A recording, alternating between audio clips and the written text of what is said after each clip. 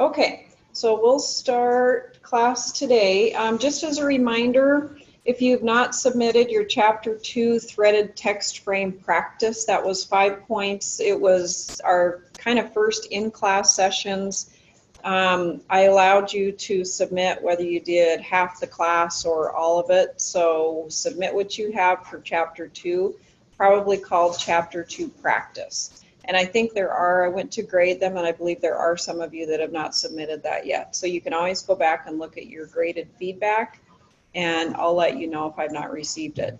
If there happens to be a 0 there, and this is for any grade in the future, if I have not received a grade, I do sometimes enter a 0 because if I don't, that makes your grade inaccurate. Your percentage looks inaccurate. So I will go back, if I do accept grades late, I will go back, I'll enter the grade, and then your percentage for your overall grade will reflect your updated score. And then also page 38, I think a lot of you submitted that. I have not graded that yet, but I think a lot of you did that on Tuesday. So thanks for that. Also, I recorded Starfish kudos, so you probably got a little good job or concern if I'm showing concern for you. So, or notations, I might have typed a little message to you, but I did go through Starfish this week. Okay. So then this week, we finished Chapter 2 on Tuesday, so we're good to go there. And I'd like you to think about your favorite place in terms of sustainability. I talked about this just a little bit, but your overall ending project newsletter, so it's kind of your big project, is going to be a newsletter of your choice topic. So you'll choose what your favorite place is, and we'll get into more detail here in just a minute. So questions you might ask yourself in terms of sustainability. What I mean really is kind of the people, place, and in some cases profit. And I always use golf courses, I like to golf, but if a golf course needs to make a profit to stay in business, to support the fun and exercise it provides for folks, there has to probably be some of that because it can't be for free. Some things are sustainable for free. I think there's, and even hiking trails, I guess you can argue that hiking trails aren't free. We all are probably paying some taxes to support the, Forest Service or wildlife systems or whoever's up in the hills maintaining all those trails for us and maybe even building the trails in the first place. So anyway, can your favorite place be sustained for future generations to enjoy? Think about what it currently takes to sustain your favorite place and whether or not your current use, so today's use, is sustainable into the future. What changes must occur or ideas do you have maybe for future generations to be able to enjoy that favorite place? So again, with golf courses, maybe it's kind of the no watering type of deal, no fertilizer. We have dandelions, we have, whatever it takes to sustain a golf course. So the assignment itself, and if you want to go ahead and click on that, there's a little bit more instruction there.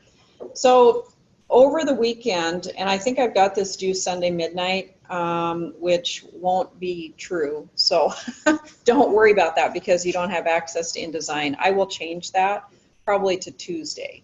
So maybe over the weekend, if you could type up your Word document. So I'll describe here what we'll do. So in the end, on Tuesday, I would suspect that you would be ready to do a file. We'll call up an InDesign blank page. We'll do a file place, and we'll put your Word document in there. So you're going to have varying lengths. It's going to be on different topics. Yours will be different than everybody else's. So we'll end up creating an InDesign document describing one favorite place. For the writing content, you may use Word. So really any text, anything that you can type into and place in InDesign works okay. So Word, you're familiar with spell check and grammar check and thesaurus, and it really helps you in a lot of ways because you're so used to typing already in Word. If you use Word, remember to save the file, and I wouldn't save with any formatting. So your formatting is going to be done within InDesign. In fact, paragraph to paragraph, you can just do one enter key. Remember, that's what we do with publishing is one enter key in between. So I would just type your paragraph, press enter key, second paragraph, enter key. And again, we'll do our file place, browse for the Word file. So you'll have to either have it with you, email it to yourself, bring it on a USB, put it in the cloud, whatever you want to do. So the textbook describes placing files in InDesign. We've already done that. Remember, we worked with manual place. So file place, and you find where you want it, and then you just click. And if it's only one page, it's going to be there. If it's not, you know, one page, it continues to multiple pages. You're going to have that little red plus sign. It says, I've got more here. So that's a warning for you that the article's not done. Your publication has got more text. And then the semi-automatic and automatic, again, those are just efficiency mechanisms. So shift key is your, let's see, alt is your semi-automatic, shift is your fully automatic, where it just goes ahead, and if it's 5 pages, it's 5 pages. And I wouldn't do 5 pages, by the way, so this one won't need to be that long. Okay, we've kind of done all that. So type your main thoughts at this point. So we will have, your heading will be different. So maybe Flathead Lake is my favorite one, or hiking in Patty Canyon, I don't know. And we'll, again, the format for that is going to be changed when we bring it in.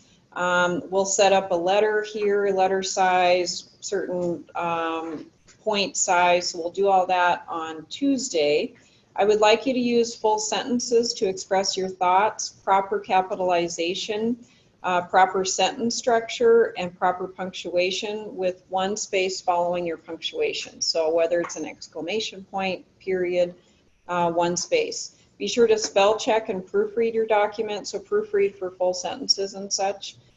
It may be help you to describe your favorite place by thinking it in terms of, why is it your favorite place? Is it a feeling that you have? You know, if you look at your senses, what is it about that place that makes you feel good, and why it is your favorite? Is it the people that are there, the environment, smells, sights, touch, activities that you do? What do you notice around you while visiting your favorite place? After you finish writing, proofread for topical paragraph breaks. So that's just content. So each topic should be a separate paragraph. So just be sure to read for that and break your paragraphs. And then we'll create our headings and such within InDesign. Again, the sustainability question. Does that make sense to you? Do you have questions on that, the sustainability issue of that? Okay. Do you have topics kind of in mind? Do you have questions about, geez, I'm not so sure this topic could be a favorite place? I had one student that insisted her Toyota Corolla was her favorite place. And I said, well, if you can explain to me how it's sustainable into the future and what it does to support sustainability of that favorite place and why it makes you feel that way, that's okay. One person was in a chair underneath a tree. I mean, you know, so I can't necessarily argue with what your favorite place is. It doesn't have to be something where you're hiking up in the hilltops. It could be something very simple. It could be being on the farm in eastern Montana. So everybody's going to have a little different take on why and what is their favorite place. But do think of it in terms of sustainability. All right. And that, I will change the deadline on that. So don't submit anything, but please have your typewritten portion done and ready Tuesday. All right. So we'll go back then to the class. And the rest of today, if I can get down there. So I'm looking at a different view. That's why mine is really in a long format. So we're going to be going through the Chapter 3 alignment section. We already did look at making a good layout and types of publications, and that was, it still is available up in, so it would be August 26th through September 1, and I will leave those out. So if you need to refer back to those, please do. So we'll cover alignment. I only have just a couple of pages that I scanned with some of the main points, but I'll go through it on my recording. So again, if you need to go back and look at that, we can certainly do that. So I'll go to my little flex cam or hover cam here, and we'll talk about alignment. So again, it's one of the, we talked about last time, contrast or proximity. Now we're on alignment. I guess we haven't really talked, we had talked in brief about contrast, but really kind of started with proximity. So alignment, nothing should be placed on the page without purpose. And a really good example, so, and I guess I felt this, has anybody been to the Kettle House concert or the seeing, it's just a madhouse. And this represents what you see. So you come in and it's pretty clear, they do a good job parking everybody and all that good stuff. I've only been there twice, so I'm really a newbie. But they do a good job with parking people. There's lots of folks that are telling you exactly where to park if you don't take a bus or if you don't park along the street. Then when you get there, it's pretty clear where the line is to enter, so that's alignment. So I can find where I have to pay or present my ticket to get in. Then when you get in, there's a wristband line, and if you don't know what's there, it's like, why are all these people here? I don't know why there's this big line and I can't get anywhere. So then finally, if you navigate that, then you see this that's between the food area and the beverage area, and the food area has to go in behind this little tree break thing, and then you have to kind of back into all these different lines, and it's really confusing. So when I looked at that, it's like, wow, I experienced that, and it was confusing. So if you don't have good alignment on anything, but especially your communications, then it is confusing and people feel uncomfortable and it's not organized. So basically, I think that's probably good there. So nothing is aligned with anything causes a problem, and it's not organized. If you look at this, this isn't focused in. Okay, that's a little bit better. And I think we've seen these before, but again, you've got things on the outside corners and your eyes bounce all over the place, nothing's together, and it's problematic. Even there's no alignment even if you did something like that. So maybe nope, there's not even on the right, there's not on the left, there's not there. So it's just kind of scattered. Whereas this may not be super strong, but it's better because at least everything is aligned. Even though you don't see a solid line on that right-hand side, it's right aligned, and you have an illusion. You can kind of see that there's a line in your head anyway. A lot of folks like center alignment, or if you kind of start design, that's where you start, is I think, if I don't do anything else, I'll at least center it. And it's not very strong. It is somewhat organized, but not super strong. The edges are soft, whereas here, again, you've kind of got that stronger design and invisible line. So her argument is it's stronger. Another one here, typical center align for an educational report or something that you present. This one is a little bit stronger with sophisticated, hard left alignment, and you can kind of visually see that line. This one's a little bit different. There's large, so it almost appears as though it's centered aligned. Can you even see that? That's pretty little.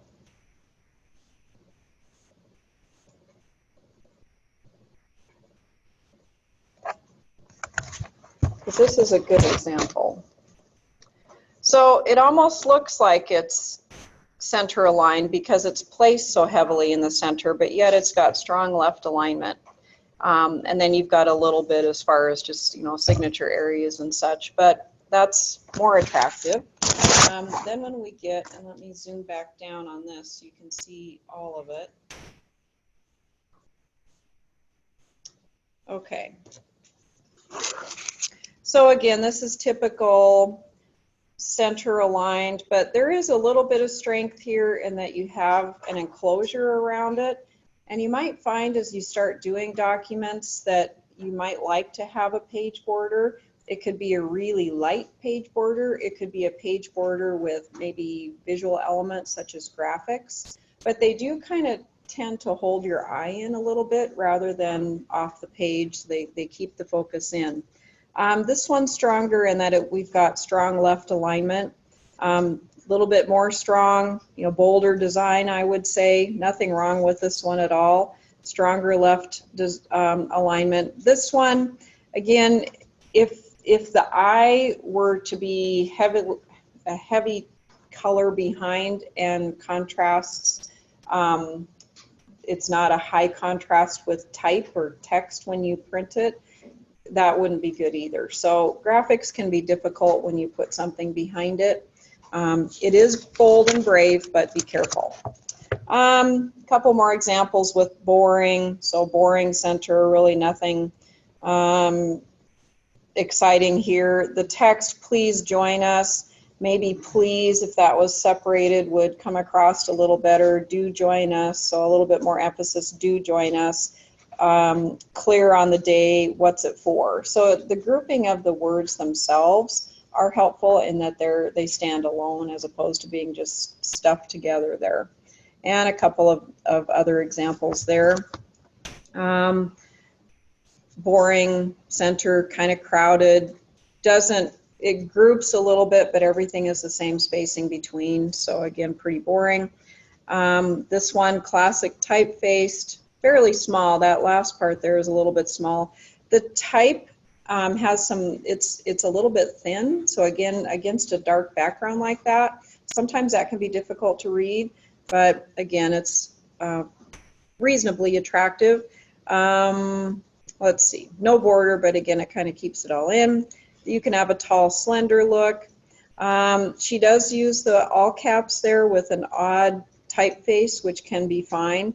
But again, careful with all caps because they can be difficult to read. This one, wide, so that's a really unique design. It's that reverse text box. We had practice with that on page 38. So just really kind of bold, very wide on that particular layout. I don't know that we need to go through all those. We kind of talked about flush left, flush right, center.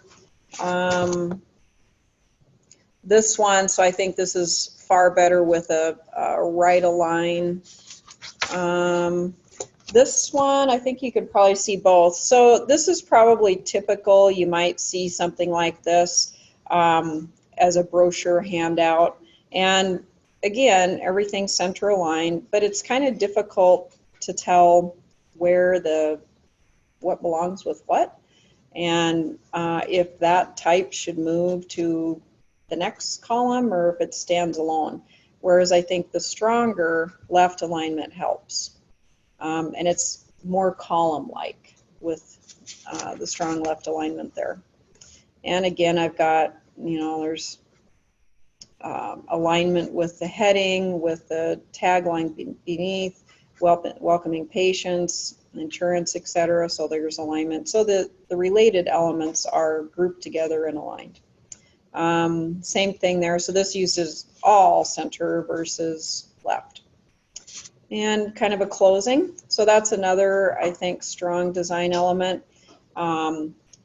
Putting maybe a page border, I think, is strong, but if you choose not to do a page border, sometimes just a heavy closing helps. So it just closes off your newsletter, your brochure, whatever it is you're working on.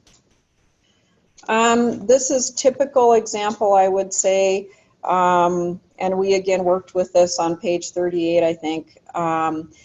The large amount, so in publishing, there's no reason. In Microsoft Word, when you tab, remember it's a ½ inch in, so it's kind of a large indent. And oftentimes the larger indent is because it's a full page, so the line length actually goes, the page to page, edge to edge almost, and it's 8½ inches wide. In publishing, when you have columns, if you have that ½ inch tab, it just appears too large.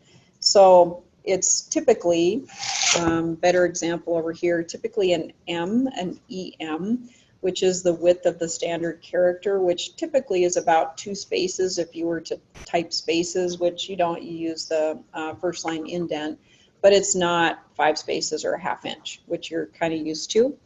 The other thing too, there's some differences here. So it's good that there's, strong design with paragraph headings that are bold, they're large, they're clear, which is good.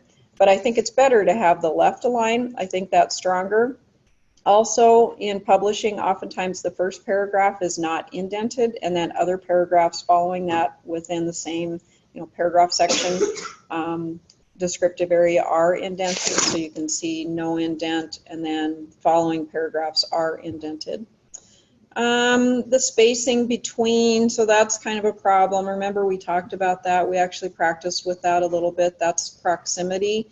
So returns, no traveler. Does it belong with the paragraphs above? Does it belong with the paragraphs following it? I mean, in our logical mind, we always think it's following, but visually it's like, that's actually a little bit closer to the one above it, so not really sure. So here we've got clear space, more space above, and then way less space, so you know that they belong to one another. Anytime you have a graphic rather than maybe centering, and that's, I think, again, common. A lot of times you center the graphic within a column, so it's stronger design if you place it maybe along an edge. This one actually is making it so large that it's filling left to right, but if not, probably stronger if you place it along the right-hand side. Just like in our example on page 38, remember we had a really, really large heading. Same thing there, so it's really kind of going edge to edge as opposed to edge to something remotely close to the edge. Again, and this is a tough one because, and I think there's probably a good example somewhere within here. No, where was that?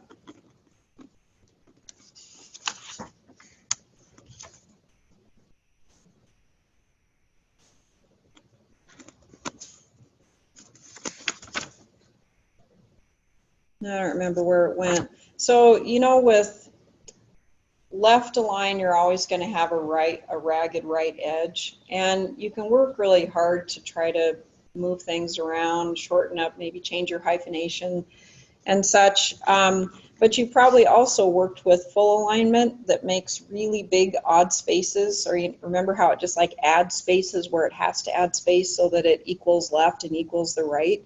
So if it works, this typeface works pretty well for that. The line endings work pretty well for that.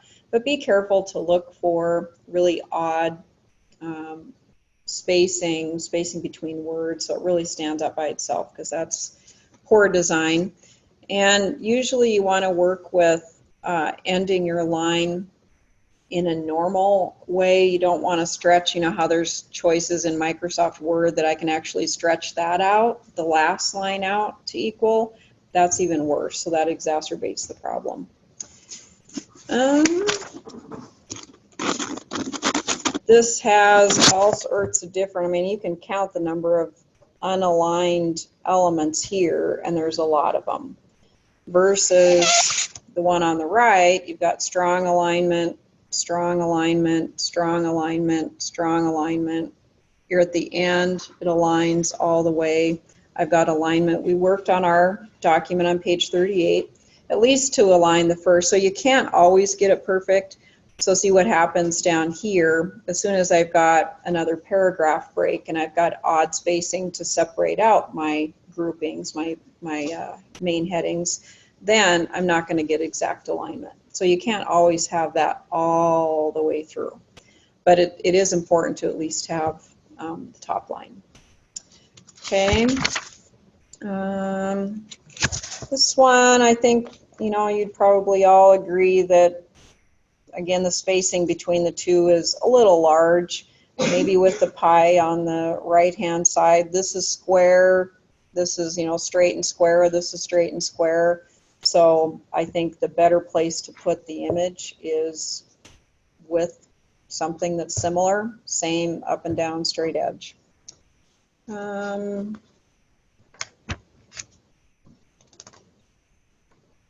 there's lots of examples here. Okay, so in summary, every element should have some visual connection with another element on the page. Unity is important, and it'll appear unified, connected, interrelated. There needs to be a visual tie between the elements on a page, even if they're way separate, top to bottom. So oftentimes there's some visual connection. Find alignments within, so within all of your documents, find alignments and then use those. The purpose of alignment is to unify and organize the page. And that's probably about it. So then we'll continue on. The next section then is news releases, and there's a lot of extra online resources that I have with news releases. Has anybody done a news release? If you've had COMEX 250 from me, Intro to Public Relations, you probably did do a news release. Have you done news releases in other classes? You have? Okay. Is there, do you have an example uploaded for the release you were just showing us? Like, as I noticed, there's one for the news release, but not one for this. For which one? For the one that you just showed us, for the place. Oh, an example of that? Yeah. No. It's Just follow the instructions. yeah. And I will have feedback for you. I'll actually proofread it for spelling, punctuation, full sentences, paragraphs, ideas. But so what I want you to do is you're brainstorming your favorite place, but that's why I'm kind of thinking about it's how you feel. And maybe if you have time over the weekend, go to that favorite place. I don't know if you can, or look at pictures, or kind of try to set yourself back there if you can. And again, is it the feeling? Is it the scenery? Is it the colors? Is it history? It could be that your family was at this favorite place for years and years, and you have that same feeling of love and support that comes because of that. And sustainability, if it's a family farm, is there 500 acres? And I'm not so sure who can buy 500 acres in eastern Montana in my family. And it's really a lot of work. So how do we continue that? Maybe I can't continue that particular, everybody's is going to be different. I don't know if that makes any sense, but you can look up research if that helps. If Flathead Lake was my favorite place, I might go to the Yellow Bay. So there's the Flathead Lake Biological Station, and there's a lot of data on cleanliness of Flathead Lake, problems with aquatic mussels. So they have and they've got the boat stop. I mean, everybody stops there, which is great. What are we as a human population doing to support the continued efforts of enjoyment for future generations of Flathead Lake? There's efforts to change, so fertilizers also go into the lake, and should there be a buffer zone? So rather than nice beautiful green grass rolling down to the lake that's fertilized, should there be a 20-foot buffer of trees and shrubs and bushes? And then that helps to protect that. Should we stop all boat traffic on the lake? I mean, no. What are ideas, and what's being done right now? And I think you'll find, and even watersheds. Are there protected watersheds that come down? If your favorite place is being on the Bitterroot or the Clark Fork or something like that, what feeds that in, and what keeps that clean, and what efforts are being done, way up in the backcountry?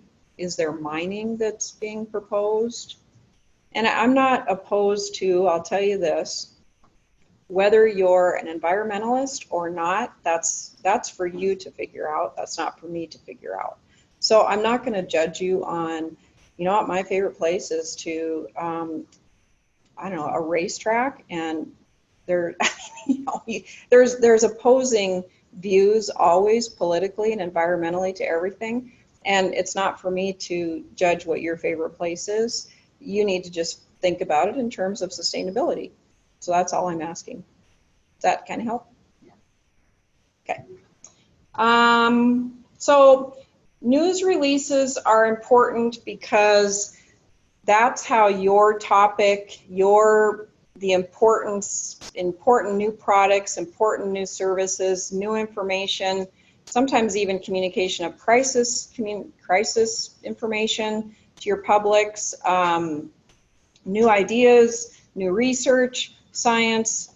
any number of things come through a press release. And oftentimes, so the very first thing you want to do is sit down and write, kind of jot out a press release. But who are what are the 5 W's? Who, what, when, where, why, and most of the time, how. And I'll kind of just start with the basics of what belongs in a news release. So if you want to click on the first one. And I've got various different sources here. And I won't go through, we won't read everything because you can read it on your own, but I'll kind of cover the basics. So you probably all know the story of the 3 little pigs. You've seen that. So this maybe can kind of make some sense. So who was involved? The 3 little pigs, the first pig, the second pig, and the third pig. And then we had the big bad wolf. So that's who in the first W. Who? What? So what happened? Each pig constructed a house out of different materials. We had the straw, the stick, and the brick. And then the wolf allegedly threatened to blow over their houses and is believed to have destroyed both the straw and the stick homes at this time. Pig 1 and pig 2 were able to flee to the brick house where they remain at the moment. They're still waiting to hear from local authorities, but it looks like the big bad wolf may have been injured while attempting to enter that brick house. Where did it take place? Out, and this is not really very specific, outside a straw house, a stick house, and a brick house. It doesn't tell us what neighborhood, city, state, or anything, but when did it take place? At various times throughout the day. It wasn't very clear, but why did it happen? Big bad wolf was trying to eat the pigs. He was hungry, I guess. I don't know. Several eyewitnesses recall the wolf taunting the pigs before he destroyed the straw and stick homes by chanting, little pigs, let me in." I barely remember all that. Do you remember all that? Like, that's been a really long time ago for me. The pigs apparently scoffed at the wolf's idle threat, saying, "Not by the hair of our chinny chin chins." It's believed this angered the wolf and led him to blowing the houses down, which damaged the stick and the straw houses. How did it happen? So the how is important also. It would appear the first 2 homes weren't built to withstand the wolf's powerful, yet I bet horrible, bad breath. The incident inside the brick house is still being investigated, but early indications suggest the wolf fell into a boiling pot of water when trying to enter the house. So that's kind of a silly example, it says, but it's the who, what, why, where, when, and how. Okay. You'll notice also that most of the time I try to, when I open new windows so that you can close them, you end back in Moodle. I know that's kind of frustrating, and I apologize if I have any of that where things open and then you close it and it's like, dang it, I'm now outside of Moodle. So anyway, I try to do that. The pyramid format, so this is an inverted pyramid format, and it seems kind of weird, you know how in writing you develop a story? So this is totally different.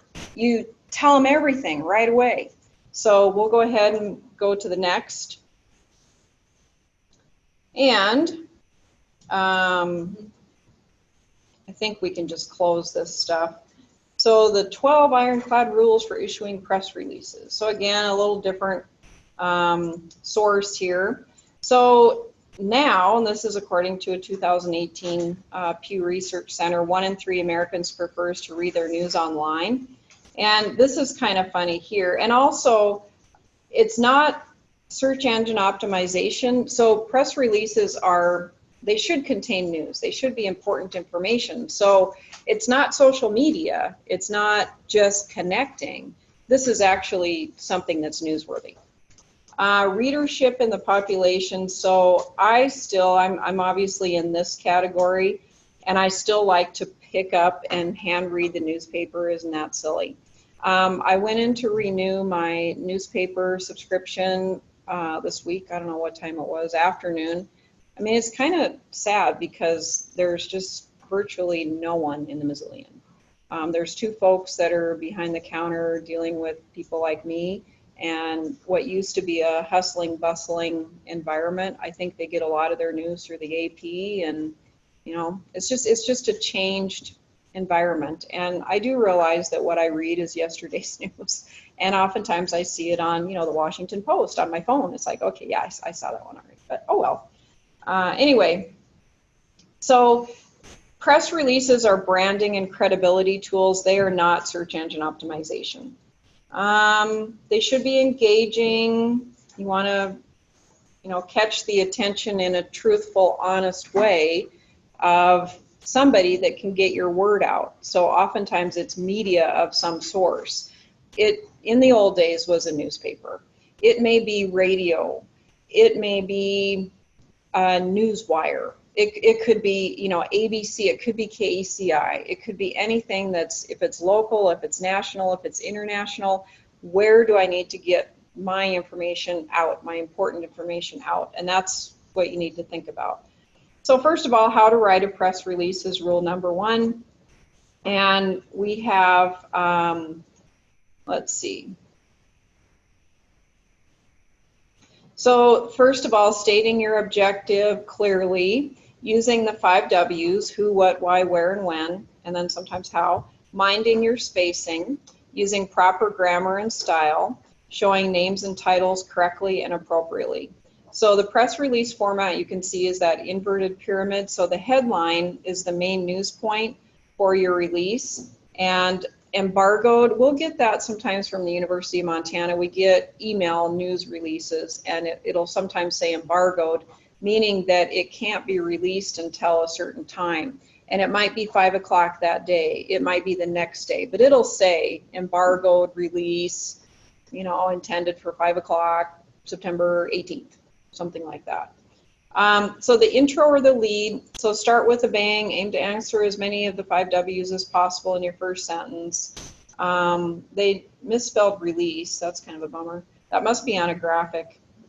So the source, if you have not already done so, answer these questions. How do I know? This provides credibility. Essentials, this includes why the story is significant, the perspective, and your answer to the question should be, so why should your viewer care? So what and how. Quotes support your story, so be sure if you can to get credible sources and quote them if it supports you. And then anything else that might be missing, and then actually at the end you either use £sign or and. A lot of times you typically do 3 £signs, but you know that this is the end of the release. There is no more.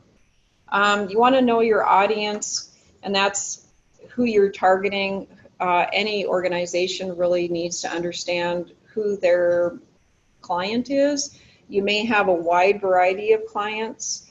You might have a wide variety of ages. There may be people that are 18 that use your product or service. There may be people 95 that use your product or service. But who is it that you're particularly targeting at this moment? It may be that in certain instances you have a product that's better served for senior citizens, people maybe 70 to 80. So that might be your target at one particular time. Maybe your other products and services target a pretty narrow 18 to 22 range. So again, you speak differently to the 18 and 22s than you do to the 70 to 80s. And that's only age. That's not all the other demographics and psychographics and technological skill, et cetera, that might come into play. Understand targeting. This is just who needs to read it. How do I get my information? If it's an international story, what are the best international sources? And it probably takes some time to figure that out. Craft a punchy elevator pitch. Elevator pitches are, does anybody know what an elevator pitch is? What's an elevator pitch? 30 to 60 seconds that gives all your pertinent information in your ask. Yes. So you don't have a lot of time, 30 to 60 seconds, and inverted pyramid format. You don't have a lot of time. You want to tell them everything right away. And then you do want to ask, you do want some interactivity with that person. You want your story to be published, or your service product release, your news to be published. So again, so what to do, know your brand, product, services, understand your market, research what your competition is doing, and awareness of the competitive edge. And there's other examples. I don't think I'll go through this. This has a good format in that there's a quite large Attention getting, you know, I don't know, can you argue that's, but attention getting. A little bit about, so PR professional distributes groundbreaking press release. So that little tiny subsection, subheading tells the reader what's going to follow. And then where it's at, in this case, Chicago, when, and it's through PR Newswire. And then you go on, so the who, what, why, where. So probably most of the 5 W's, if not all of them, are in that first paragraph. There's a couple of quotes here, you know, da da da da da. And at the end of this, so there's another little bit here that has, it's called a boilerplate also. So it's a little bit more background. It's additional contact, additional information about the organization. And it supports your news, tells the media who you are, what you do, what your mission, vision, and values are as far as an organization to better communicate your news. Bad titles, so boring titles.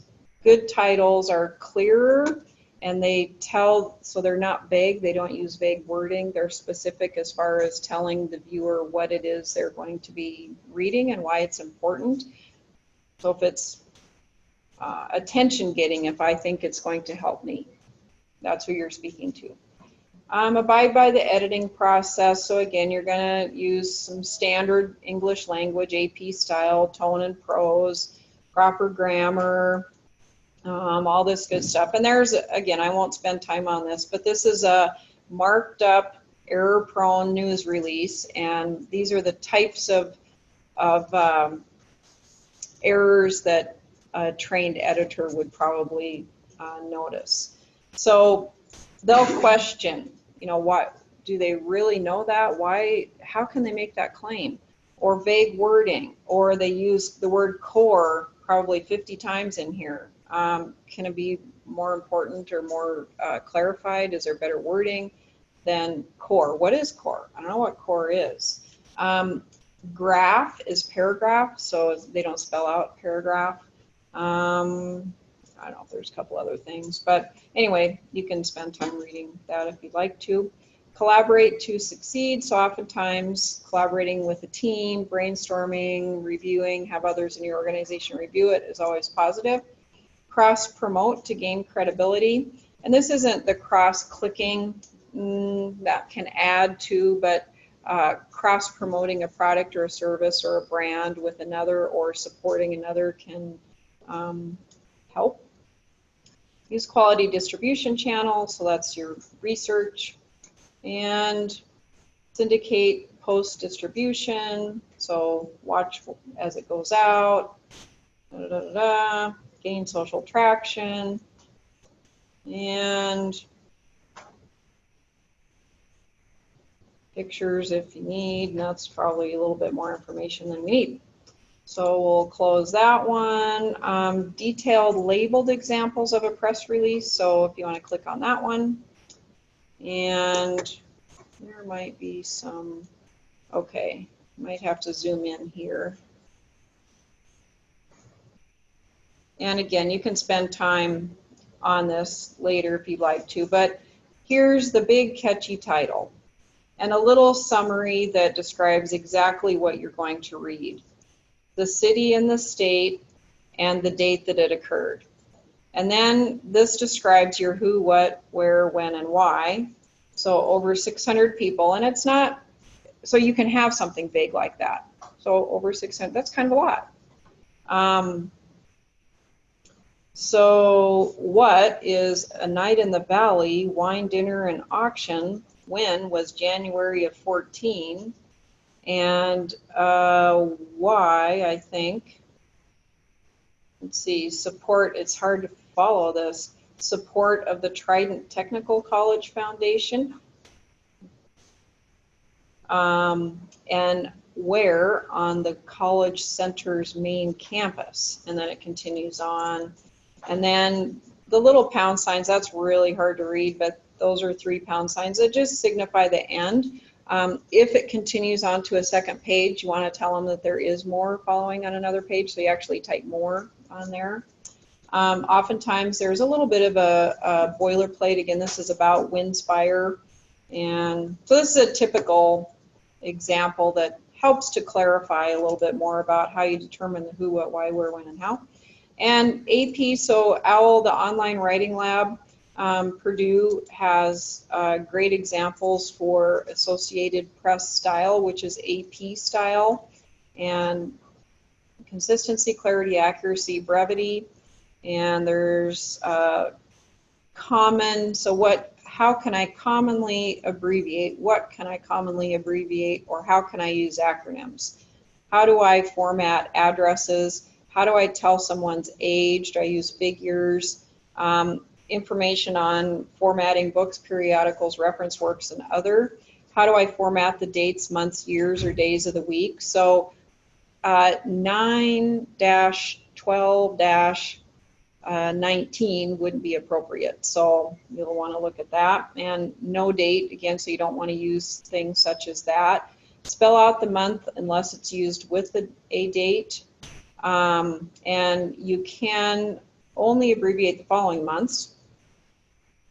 Commas, so it tells about commas, date lines, dimensions. She's 5'3", miles, how many miles somebody's running, I don't know, names with titles, numerals, when to spell out, punctuation, even the city, the proper abbreviation for cities and states, which usually follows the postal codes. You're probably familiar with those. There are some cities that don't require states. So they're, Seattle in and of its own, I guess, stands most important in and of its own. How to express time, titles, technological terms. There are a lot there. I've got numbers, grammar and style, and this one has a lot. And there is some really good information in there. There's misused words, you know, that it is with apostrophe, without apostrophe, TWO, TO, and TOO. There, they THEIR, THEY, apostrophe RE, THERE. Some of the common things that, you know, I still see. When to use a comma and when not. So where to place your commas, your punctuation, whose and whose, counsel and counsel, cite, cite, and cite. Commas and punctuation, it does a good job clarifying those. Quotes, capitalizing, so for a person, and this can be important when naming someone. So if you put president before the name, it's capitalized. If it's name, comma, president, not capitalized. You don't capitalize people's job descriptions, such as teacher or attorney. Acronyms, so for NOAA, for example, spell it out first, then it's okay to use the acronym NOAA after that. Tells you about numbers, when you need to spell them out, when you can use the figure, commas, dates. Don't be redundant in providing times, like, you know, 12 a.m., midnight, or something like that. And then there is a period, P period, M period. So things like the Missoulian should be italicized. Talks about books here, and I'll go ahead and close that one. When we're writing our favorite places, are you wanting to introduce that? Not in that, no, because we aren't making a press release. So the favorite place is going to be on your newsletter. So that's kind of a longer project. This one, I do want you to pay more attention. So when you actually write the press release, there is an example of text that will help you out so that everybody's not creating something again like, what topic do I use? Why am I doing this? So it's just, but then you can write it, you can fill in, you'll see here in just a second. Let's see, state abbreviations, that was already here, but that's a little separate one. Press release example, so that's really small. Let me see if that one won't zoom up. Anyway, You've got good examples too, but the date has to be there for immediate release. Again, versus embargoed. Embargoed means don't release it now, release it when it's instructed. There's a title, you know, Missoula, Montana. Paragraph 1, there might be a kicker headline that tells the reader, you know, what to follow. The first paragraph probably is the 5 W's, maybe even the how. Maybe the second paragraph is the how.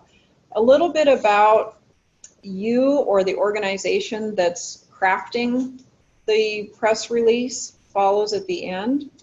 There's another second one here. That one's a little bit bigger, maybe a little clearer to read. And again, so it's a news, it's for immediate release, your information, and make up your information. I don't need to know your phone numbers and email. You can use your email. We all have that. You'll have a headline. You'll have a slug line. Missoula, Montana is fine. Using the current date is fine. You'll have your first paragraph, your body, maybe more, and then Net Day 96 is a volunteer effort, so that's you. That would be like the boilerplate. So that's who you are, why you're creating the release, etc. Closer is just the 3-pound signs. Okay. I think then, so the news release assignment. So yours is for a concert. So I just went to the Kettle House. So this is kind of along the lines of what I just did, I guess. So this is an example of a release. Maybe the Kettle House would be putting it on. It might be the Adams Center. It could be anyone. So whoever might, it could be a local church presenting a concert. And you can use this template format, but you also have, you know, the other template formats too. So somewhere there should be for immediate release. That's, so the pieces and parts are here. If you like the other formats better, you can certainly do that. So this is the company. Let's see. Your contact information, you can make up all that. You don't have to use brotherly love. It's Missoula. It's this date. You can say pop sensation or classic rock sensation. Whatever you want to do, but you can use these words, but substitute it with your favorite, whatever that is. And this is the company that you work for, and then this is you. So again, you can use exactly the same thing. I'd probably put Missoula, you know, make it up for Missoula, Montana. And tomorrow night, for concert and ticket information, contact Ticket Monster there. That's not a great boilerplate, so I would prefer that you have a little bit more, and you can make up information about, so it's your company, you're the promoter, and maybe your focus is to present affordable concert choices for college-age students. I don't know, whatever your mission, vision, and values is as a promoter. So you're promoting this, whatever band is coming. Does that kind of help? Okay. So using that content would be fine. And then as far as the deadline, so I've got lots of examples there, but you've got a lot of time. We'll work on it for the remainder of today, but it's not due until Thursday, September 19th. Okay. So any questions on that? You can go ahead and start. You'll use InDesign.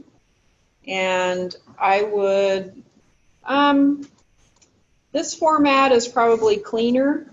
I guess if I were to recommend any format, I don't mind. You don't have to indent, by the way, if you want to just add. Remember how you can add a little bit of extra spacing between your paragraphs, the spacing after that we've been used to. And then the other thing I'd like you to do, and I'm going to change my instructions. I'd like you to save this as a PDF document. So I will go into InDesign, because your media source isn't maybe going to have InDesign. They probably do have access to almost everything, but maybe not. But they do have access to PDF. So I'll go in here and then we'll make sure that we all know how to do that. And I'll add that to my instruction.